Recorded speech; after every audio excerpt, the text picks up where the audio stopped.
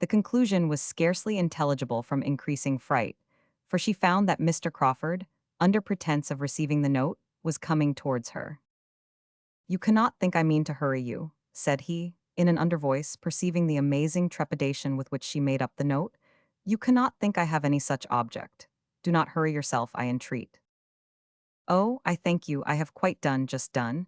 It will be ready in a moment. I am very much obliged to you, if you will be so good as to give that to Miss Crawford." The note was held out and must be taken, and as she instantly and with averted eyes walked towards the fireplace, where sat the others, he had nothing to do but to go in good earnest. Fanny thought she had never known a day of greater agitation, both of pain and pleasure. But happily the pleasure was not of a sort to die with the day, for every day would restore the knowledge of William's advancement, whereas the pain, she hoped, would return no more. She had no doubt that her note must appear excessively ill-written, that the language would disgrace a child, for her distress had allowed no arrangement.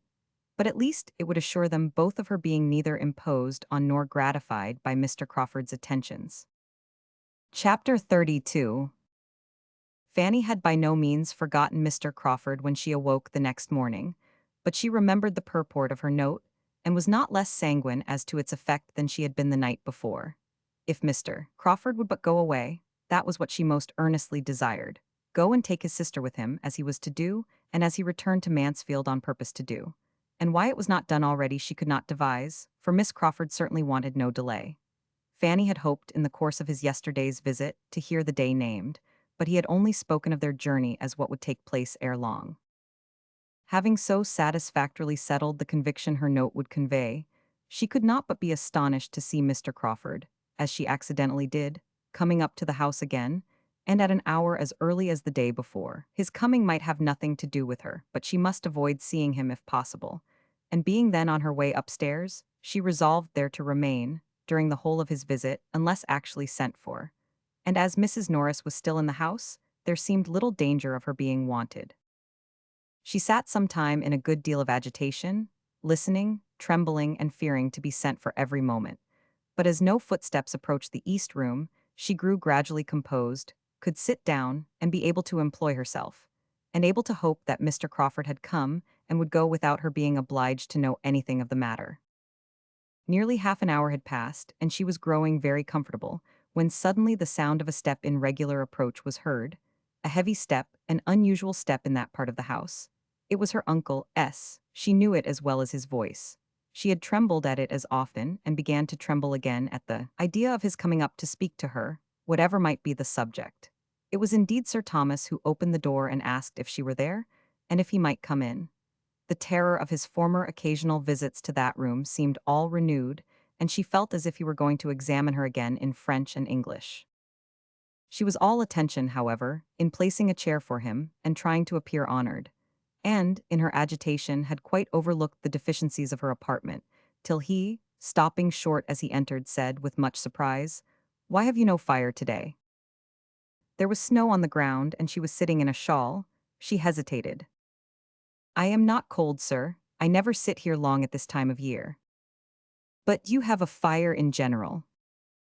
"No, sir." "How comes this about? Here must be some mistake. I understood that you had the use of this room by way of making you perfectly comfortable. In your bedchamber I know you cannot have a fire. Here is some great misapprehension which must be rectified. It is highly unfit for you to sit, be it only half an hour a day, without a fire. You are not strong. You are chilly. Your aunt cannot be aware of this." Fanny would rather have been silent, but being obliged to speak, she could not forbear, in justice to the aunt she loved best, from saying something in which the words, "my Aunt Norris," were distinguishable. "I understand," cried her uncle, recollecting himself and not wanting to hear more. "I understand. Your Aunt Norris has always been an advocate, and very judiciously, for young people's being brought up without unnecessary indulgences, but there should be moderation in everything. She is also very hardy herself, which of course will influence her in her opinion of the wants of others. And on another account, too, I can perfectly comprehend. I know what her sentiments have always been. The principle was good in itself, but it may have been, and I believe has been, carried too far in your case. I am aware that there has been sometimes, in some points, a misplaced distinction, but I think too well of you, Fanny, to suppose you will ever harbor resentment on that account. You have an understanding which will prevent you from receiving things only in part, and judging partially by the event. You will take in the whole of the past, you will consider times, persons, and probabilities, and you will feel that they were not least your friends who were educating and preparing you for that mediocrity of condition which seemed to be your lot. Though their caution may prove eventually unnecessary, it was kindly meant, and of this you may be assured that every advantage of affluence will be doubled by the little privations and restrictions that may have been imposed. I am sure you will not disappoint my opinion of you, by failing at any time to treat your Aunt Norris with the respect and attention that are due to her. But enough of this. Sit down, my dear. I must speak to you for a few minutes, but I will not detain you long. Fanny obeyed with eyes cast down and color rising. After a moment's pause, Sir Thomas, trying to suppress a smile, went on. You are not aware, perhaps, that I have had a visitor this morning. I had not been long in my own room, after breakfast, when Mr. Crawford was shewn in. His errand you may probably conjecture. Fanny's color grew deeper and deeper, and her uncle, perceiving that she was embarrassed to a degree that made either speaking or looking up quite impossible, turned away his own eyes, and without any farther pause proceeded in his account of Mr. Crawford's visit. Mr. Crawford's business had been to declare himself the lover of Fanny, make decided proposals for her, and entreat the sanction of the uncle, who seemed to stand in the place of her parents. And he had done it all so well, so openly, so liberally, so properly, that Sir Thomas, feeling, moreover, his own replies and his own remarks to have been very much to the purpose, was exceedingly happy to give the particulars of their conversation, and little aware of what was passing in his niece's mind, conceived that by such details he must be gratifying her far more than himself. He talked, therefore, for several minutes without Fanny's daring to interrupt him. She had hardly even attained the wish to do it. Her mind was in too much confusion. She had changed her position, and, with her eyes fixed intently on one of the windows, was listening to her uncle in the utmost perturbation and dismay. For a moment he ceased, but she had barely become conscious of it, when, rising from his chair, he said, "And now, Fanny, having performed one part of my commission, and shewn you everything placed on a basis the most assured and satisfactory, I may execute the remainder by prevailing on you to accompany me downstairs, where, though I cannot but presume on having been no unacceptable companion myself, I must submit to your finding one still better worth listening to. Mr. Crawford, as you have perhaps foreseen, is yet in the house. He is in my room and hoping to see you there." There was a look, a start, an exclamation on hearing this which astonished Sir Thomas, but what was his increase of astonishment on hearing her exclaim, "Oh, no, sir, I cannot, indeed I cannot go down to him.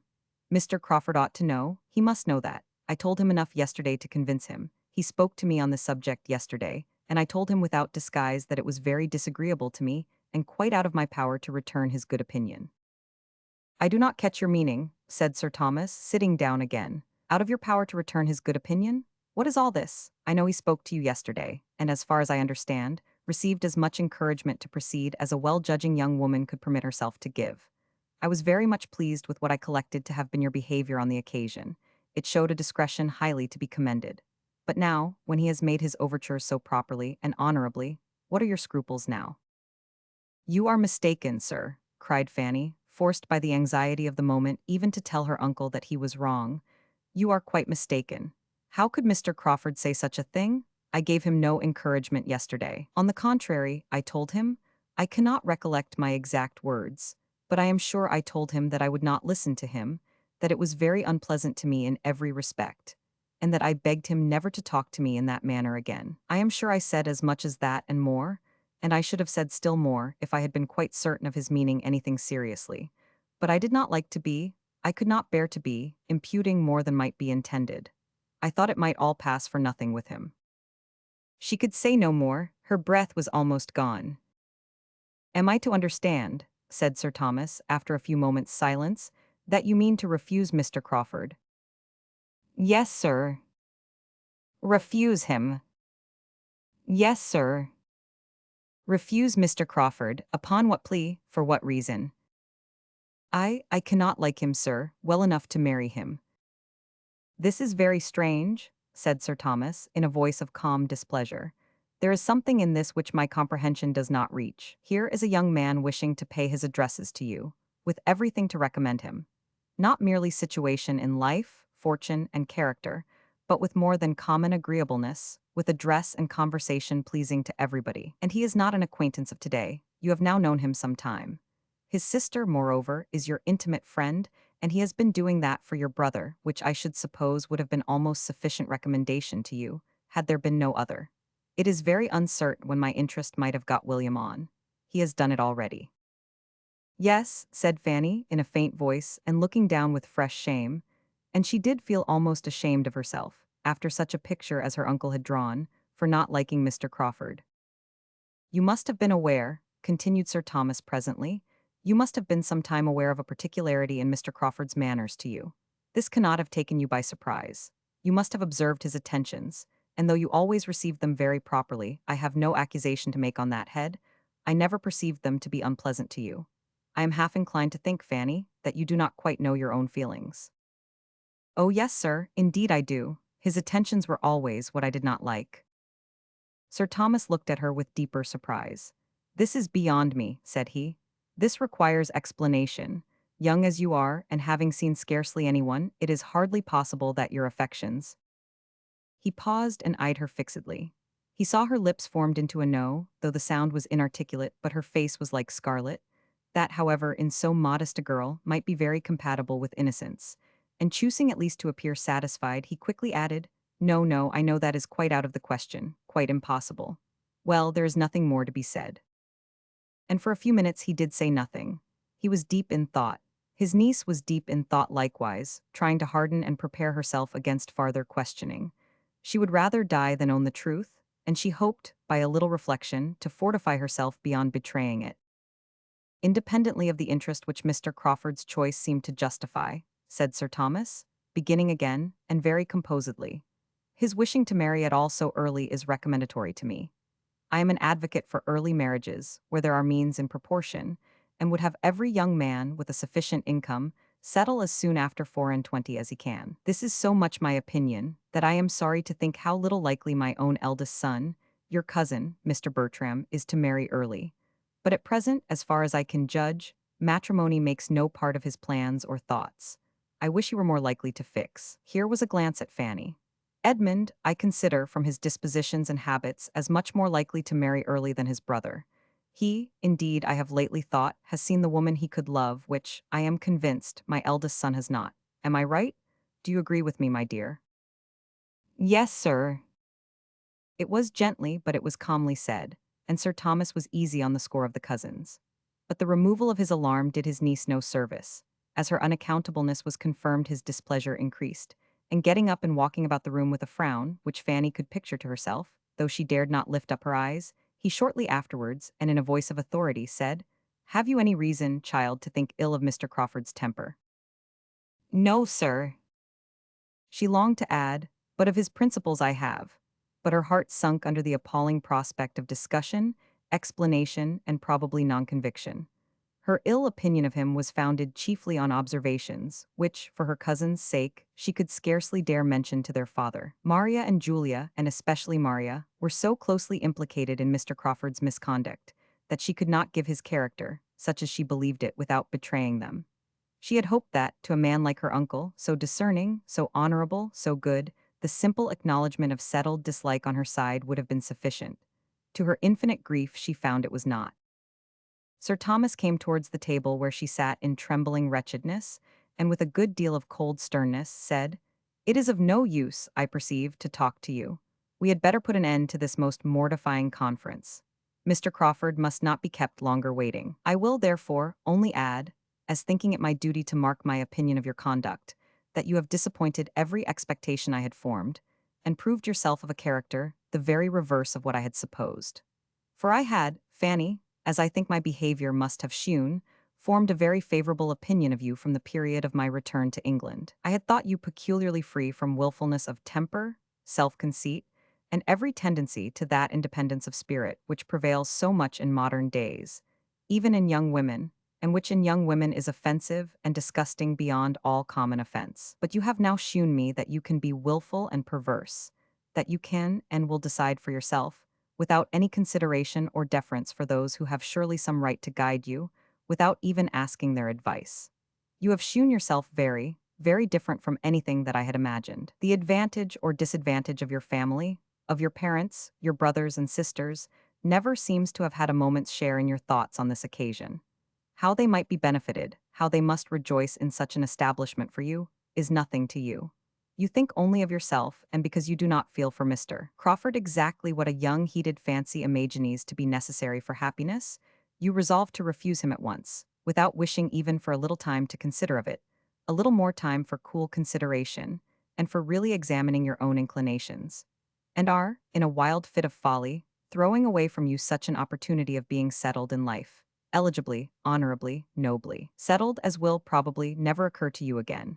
Here is a young man of sense, of character, of temper, of manners, and of fortune, exceedingly attached to you, and seeking your hand in the most handsome and disinterested way. And let me tell you, Fanny, that you may live 18 years longer in the world without being addressed by a man of half Mr. Crawford's estate, or a tenth part of his merits. Gladly would I have bestowed either of my own daughters on him. Maria is nobly married, but had Mr. Crawford sought Julia's hand, I should have given it to him with superior and more heartfelt satisfaction than I gave Maria's to Mr. Rushworth. After half a moment's pause, and I should have been very much surprised had either of my daughters, on receiving a proposal of marriage at any time which might carry with it only half the eligibility of this, immediately and peremptorily, and without paying my opinion or my regard the compliment of any consultation, put a decided negative on it. I should have been much surprised and much hurt by such a proceeding. I should have thought it a gross violation of duty and respect. You are not to be judged by the same rule. You do not owe me the duty of a child. But Fanny, if your heart can acquit you of ingratitude. He ceased. Fanny was by this time crying so bitterly that, angry as he would not press that article farther. Her heart was almost broke by such a picture of what she appeared to him, by such accusations, so heavy, so multiplied, so rising in dreadful gradation. Self-willed, obstinate, selfish, and ungrateful. He thought her all this. She had deceived his expectations, she had lost his good opinion. What was to become of her? "I am very sorry," said she inarticulately through her tears. "I am very sorry indeed." "Sorry? Yes, I hope you are sorry, and you will probably have reason to be long sorry for this day's transactions. If it were possible for me to do otherwise," said she, with another strong effort, "but I am so perfectly convinced that I could never make him happy, and that I should be miserable myself."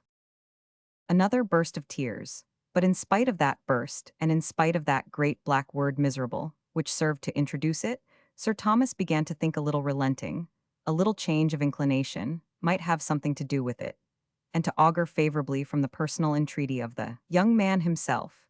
He knew her to be very timid and exceedingly nervous, and thought it not improbable that her mind might be in such a state as a little time, a little pressing, a little patience, and a little impatience, a judicious mixture of all on the lover's side, might work their usual effect on. If the gentleman would but persevere, if he had but love enough to persevere, Sir Thomas began to have hopes, and these reflections having passed across his mind and cheered it, "Well," said he, in a tone of becoming gravity, but of less anger, "well, child, dry up your tears. There is no use in these tears, they can do no good. You must now come downstairs with me. Mr. Crawford has been kept waiting too long already. You must give him your own answer. We cannot expect him to be satisfied with less, and you only can explain to him the grounds of that misconception of your sentiments, which, unfortunately for himself, he certainly has imbibed. I am totally unequal to it." But Fanny showed such reluctance, such misery, at the idea of going down to him, that Sir Thomas, after a little consideration, judged it better to indulge her. His hopes from both gentleman and lady suffered a small depression in consequence. But when he looked at his niece, and saw the state of feature and complexion which her crying had brought her into, he thought there might be as much lost as gained by an immediate interview.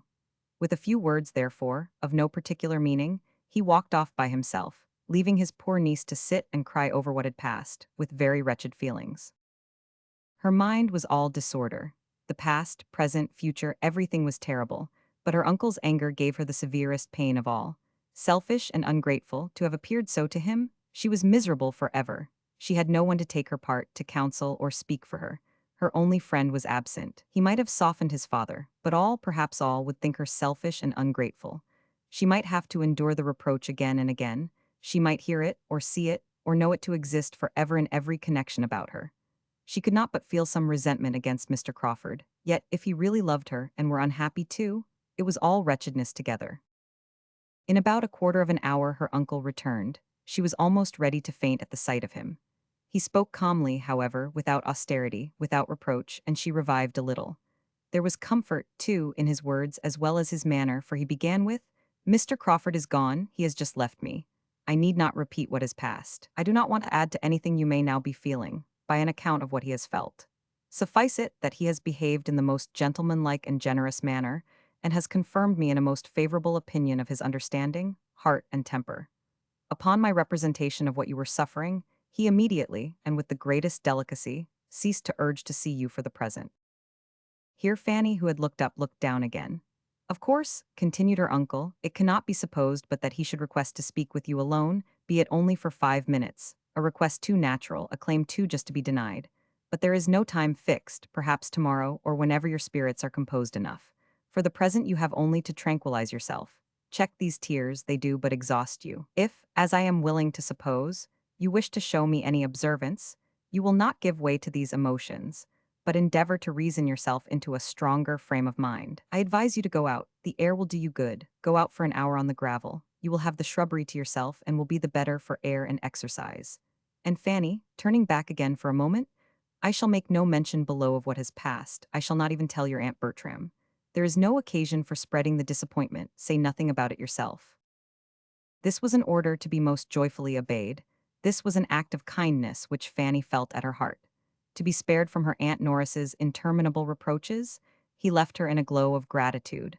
Anything might be bearable rather than such reproaches. Even to see Mr. Crawford would be less overpowering. She walked out directly, as her uncle recommended, and followed his advice throughout as far as she could, did check her tears, did earnestly try to compose her spirits and strengthen her mind. She wished to prove to him that she did desire his comfort, and sought to regain his favor.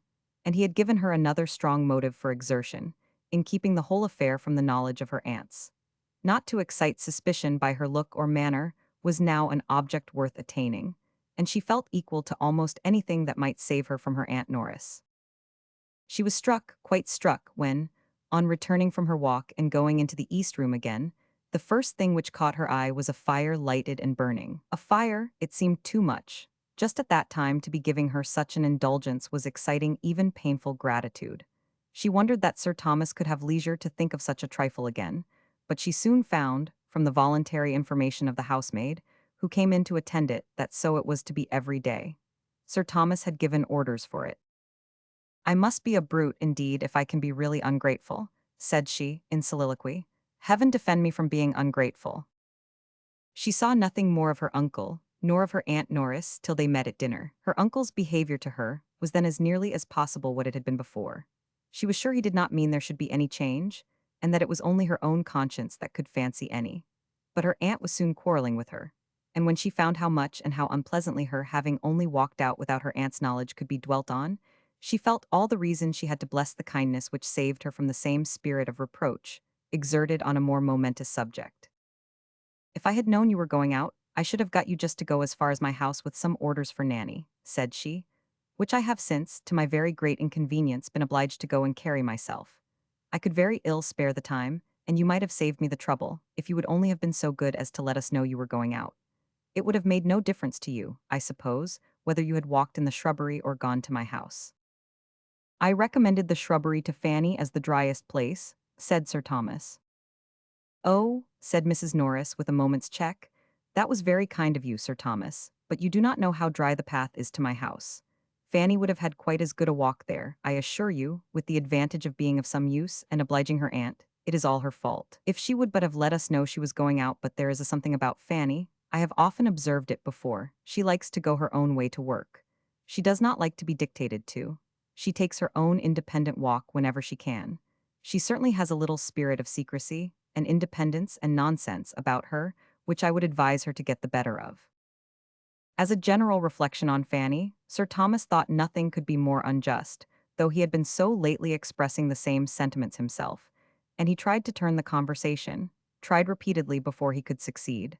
For Mrs. Norris had not discernment enough to perceive, either now, or at any other time, to what degree he thought well of his niece, or how very far he was from wishing to have his own children's merits set off by the depreciation of hers. She was talking at Fanny, and resenting this private walk half through the dinner. It was over, however, at last, and the evening set in with more composure to Fanny, and more cheerfulness of spirits than she could have hoped for after so stormy a morning. But she trusted, in the first place, that she had done right, that her judgment had not misled her. For the purity of her intentions she could answer. And she was willing to hope, secondly, that her uncle's displeasure was abating, and would abate farther as he considered the matter with more impartiality, and felt, as a good man must feel, how wretched and how unpardonable, how hopeless, and how wicked it was to marry without affection. When the meeting with which she was threatened for the morrow was past, she could not but flatter herself that the subject would be finally concluded, and Mr. Crawford once gone from Mansfield, that everything would soon be as if no such subject had existed. She could not believe that Mr. Crawford's affection for her could distress him long. His mind was not of that sort.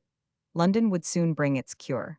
In London, he would soon learn to wonder at his infatuation and be thankful for the right reason in her which had saved him from its evil consequences. While Fanny's mind was engaged in these sort of hopes, her uncle was, soon after tea, called out of the room, an occurrence too common to strike her, and she thought nothing of it till the butler reappeared 10 minutes afterwards, and advancing decidedly towards herself, said, "Sir Thomas wishes to speak with you, ma'am, in his own room." Then it occurred to her what might be going on. A suspicion rushed over her mind which drove the color from her cheeks. But instantly rising, she was preparing to obey, when Mrs. Norris called out, "Stay, stay, Fanny. What are you about? Where are you going? Don't be in such a hurry. Depend upon it, it is not you who are wanted. Depend upon it, it is me," looking at the butler. "But you are so very eager to put yourself forward. What should Sir Thomas want you for?" "It is me, Baddeley, you mean. I am coming this moment." "You mean me, Baddeley, I am sure. Sir Thomas wants me, not Miss Price." But Baddeley was stout. "No, ma'am, it is Miss Price. I am certain of its being Miss Price." And there was a half-smile with the words, which meant, "I do not think you would answer the purpose at all." Mrs. Norris, much discontented, was obliged to compose herself to work again, and Fanny, walking off in agitating consciousness, found herself, as she anticipated, in another minute alone with Mr. Crawford. Chapter 33. The conference was neither so short nor so conclusive as the lady had designed. The gentleman was not so easily satisfied. He had all the disposition to persevere that Sir Thomas could wish him. He had vanity, which strongly inclined him in the first place to think she did love him, though she might not know it herself, and which, secondly, when constrained at last to admit that she did know her own present feelings, convinced him that he should be able in time to make those feelings what he wished. He was in love, very much in love, and it was a love which, operating on an active, sanguine spirit of more warmth than delicacy, made her affection appear of greater consequence because it was withheld, and determined him to have the glory as well as the felicity of forcing her to love him. He would not despair, he would not desist. He had every well-grounded reason for solid attachment. He knew her to have all the worth that could justify the warmest hopes of lasting happiness with her.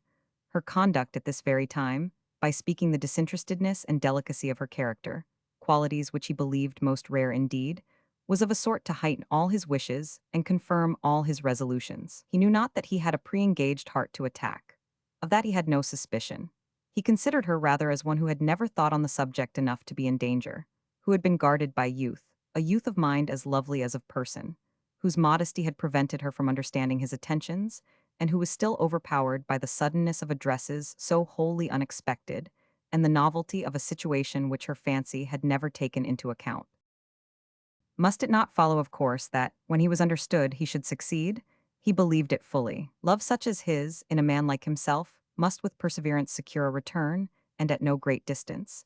And he had so much delight in the idea of obliging her to love him in a very short time, that her not loving him now was scarcely regretted. A little difficulty to be overcome was no evil to Henry Crawford. He rather derived spirits from it. He had been apt to gain hearts too easily. His situation was new and animating. To Fanny, however, who had known too much opposition all her life to find any charm in it, all this was unintelligible. She found that he did mean to persevere, but how he could, after such language from her as she felt herself obliged to use, was not to be understood. She told him that she did not love him, could not love him, was sure she never should love him, that such a change was quite impossible, that the subject was most painful to her, that she must entreat him never to mention it again, to allow her to leave him at once, and let it be considered as concluded forever. And when farther pressed, had added, that in her opinion their dispositions were so totally dissimilar as to make mutual affection incompatible, and that they were unfitted for each other by nature, education, and habit. All this she had said, and with the earnestness of sincerity. Yet this was not enough, for he immediately denied there being anything uncongenial in their characters, or anything unfriendly in their situations, and positively declared that he would still love and still hope. Fanny knew her own meaning, but was no judge of her own manner. Her manner was incurably gentle, and she was not aware how much it concealed the sternness of her purpose. Her diffidence, gratitude, and softness made every expression of indifference seem almost an effort of self-denial, seem, at least, to be giving nearly as much pain to herself as to him. Mr. Crawford was no longer the Mr. Crawford who, as the clandestine, insidious, treacherous admirer of Maria Bertram, had been her abhorrence, whom she had hated to see or to speak to, in whom she could believe no good quality to exist, and whose power, even of being agreeable, she had barely acknowledged.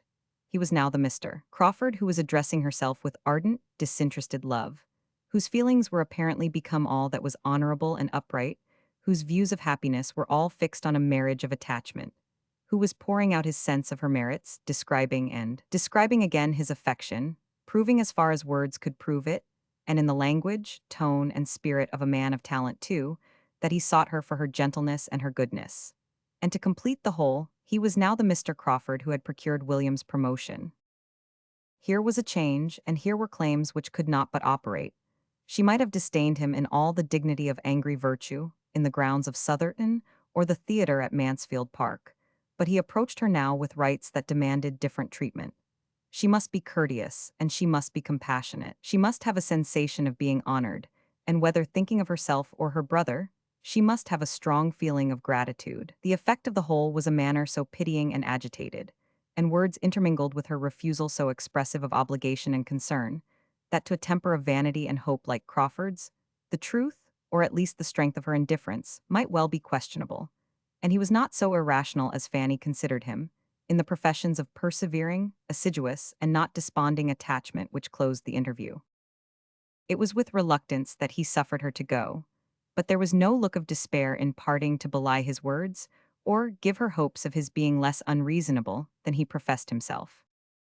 Now she was angry. Some resentment did arise at a perseverance so selfish and ungenerous. Here was again a want of delicacy and regard for others which had formerly so struck and disgusted her. Here was again a something of the same Mr. Crawford, whom she had so reprobated before. How evidently was there a gross want of feeling and humanity where his own pleasure was concerned. And, alas, how always known no principle to supply as a duty what the heart was deficient in. Had her own affections been as free, as perhaps they ought to have been, he never could have engaged them.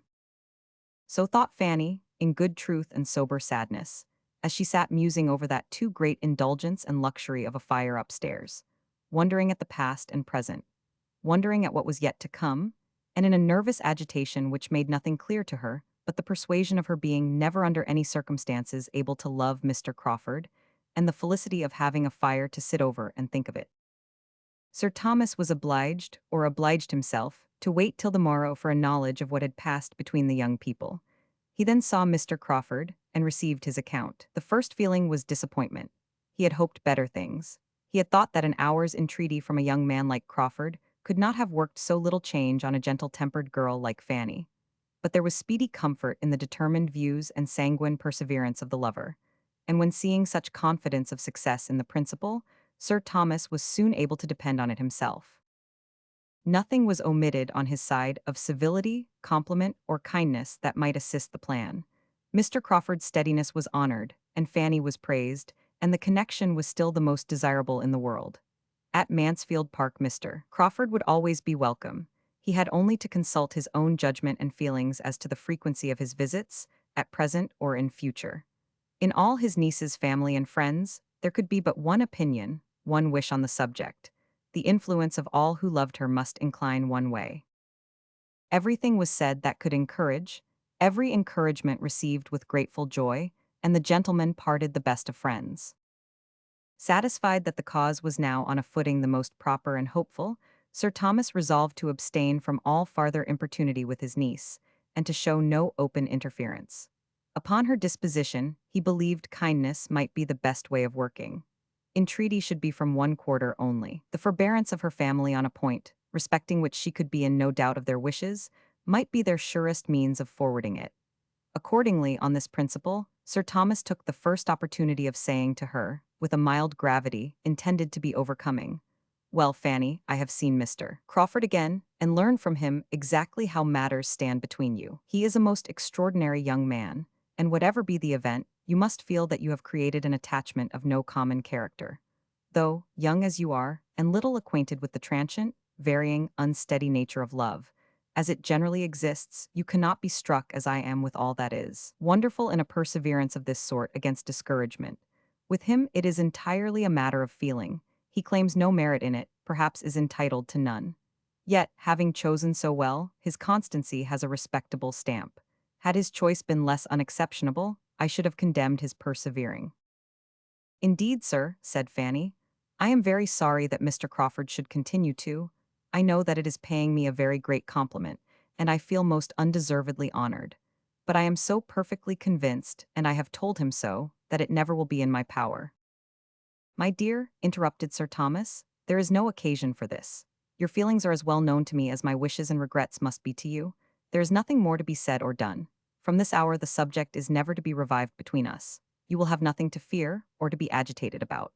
You cannot suppose me capable of trying to persuade you to marry against your inclinations. Your happiness and advantage are all that I have in view, and nothing is required of you but to bear with Mr. Crawford's endeavors to convince you that they may not be incompatible with his.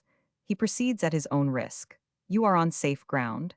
I have engaged for your seeing him whenever he calls, as you might have done had nothing of the sort occurred. You will see him with the rest of us in the same manner, and, as much as you can, dismissing the recollection of everything unpleasant.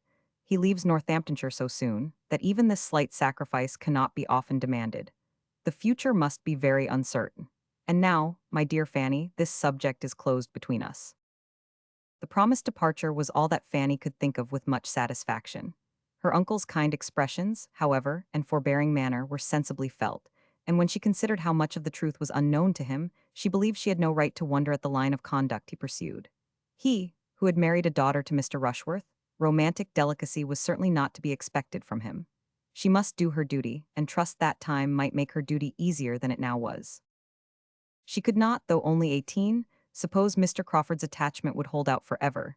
She could not but imagine that steady, unceasing discouragement from herself would put an end to it in time. How much time she might, in her own fancy, allot for its dominion, is another concern. It would not be fair to inquire into a young lady's exact estimate of her own perfections. In spite of his intended silence, Sir Thomas found himself once more obliged to mention the subject to his niece, to prepare her briefly for its being imparted to her aunts, a measure which he would still have avoided, if possible, but which became necessary from the totally opposite feelings of Mr. Crawford as to any secrecy of proceeding.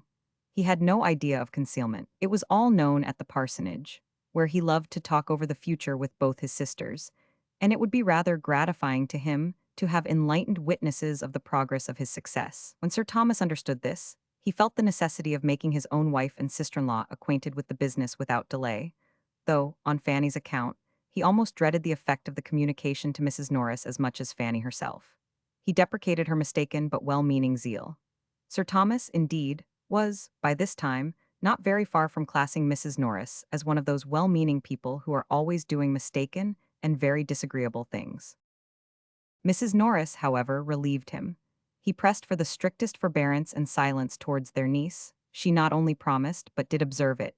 She only looked her increased ill will. Angry she was, bitterly angry, but she was more angry with Fanny for having received such an offer than for refusing it. It was an injury and affront to Julia, who ought to have been Mr. Crawford's choice, and, independently of that, she disliked Fanny because she had neglected her, and she would have grudged such an elevation to one whom she had been always trying to depress.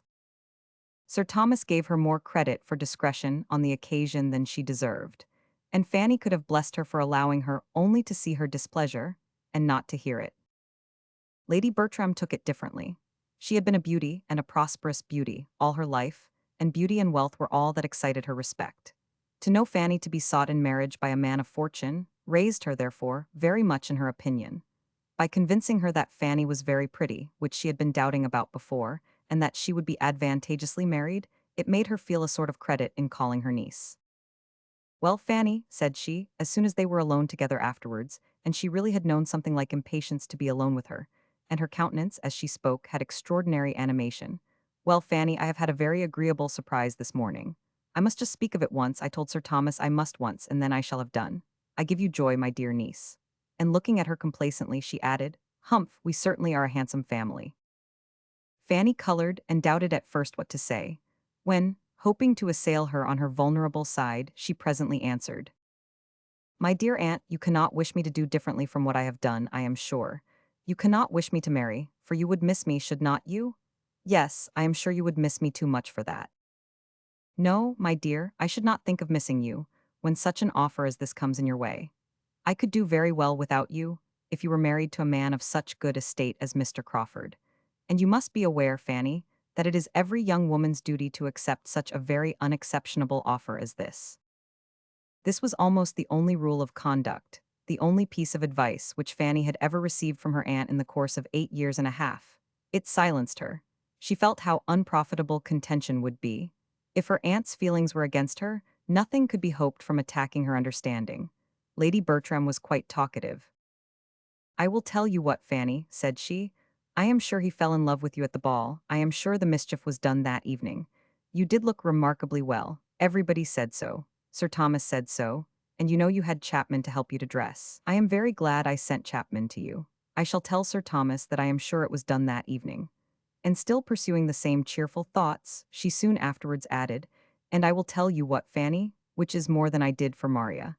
The next time Pug has a litter you shall have a puppy." Chapter 34. Edmund had great things to hear on his return. Many surprises were awaiting him. The first that occurred was not least in interest, the appearance of Henry Crawford and his sister walking together through the village as he rode into it. He had concluded, he had meant them to be far distant. His absence had been extended beyond a fortnight purposely to avoid Miss Crawford. He was returning to Mansfield with spirits ready to feed on melancholy remembrances and tender associations when her own fair self was before him, leaning on her brother's arm, and he found himself receiving a welcome, unquestionably friendly, from the woman whom, 2 moments before, he had been thinking of as 70 miles off, and as farther, much farther, from him in inclination than any distance could express. Her reception of him was of a sort which he could not have hoped for, had he expected to see her. Coming as he did from such a purport fulfilled as had taken him away, he would have expected anything rather than a look of satisfaction, and words of simple, pleasant meaning. It was enough to set his heart in a glow, and to bring him home in the properest state for feeling the full value of the other joyful surprises at hand.